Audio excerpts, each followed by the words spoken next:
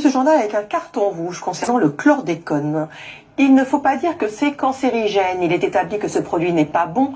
Il y a des prévalences qui ont été reconnues scientifiquement, mais il ne faut pas aller jusqu'à dire que c'est cancérigène parce qu'on dit quelque chose qui n'est pas vrai et qu'on alimente les peurs. Fin de citation. Ces propos tenus vendredi dernier devant des élus d'outre-mer par Emmanuel Macron nous ont choqués parce que ce chlordécone est bien cancérigène. C'est prouvé scientifiquement et il est principalement responsable de cancer de la prostate. Le chlordécone, on le rappelle, c'est ce pesticide ultra toxique qui a été utilisé dans les bananeraies en Guadeloupe et en Martinique jusqu'en 1993 pour lutter contre le charançon noir du bananier.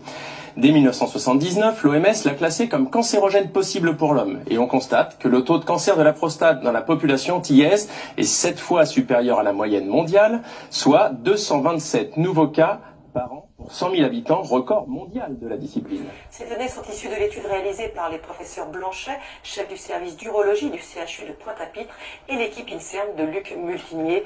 Et elles ont été publiées dans la très sérieuse revue Journal of Clinical Oncology en 2010. Il y est clairement établi une association positive, fonction de la dose et significative entre une exposition au chlordécone et la survenue d'un cancer de la prostate. Certes, Monsieur le Président, vous avez reconnu que l'utilisation de chlordécone était un scandale environnemental. Alors le but n'est pas d'alimenter les peurs, mais de reconnaître également la valeur scientifique de vos enseignants-chercheurs et la souffrance des milliers de malades aux Antilles. C'est la fin de ce journal.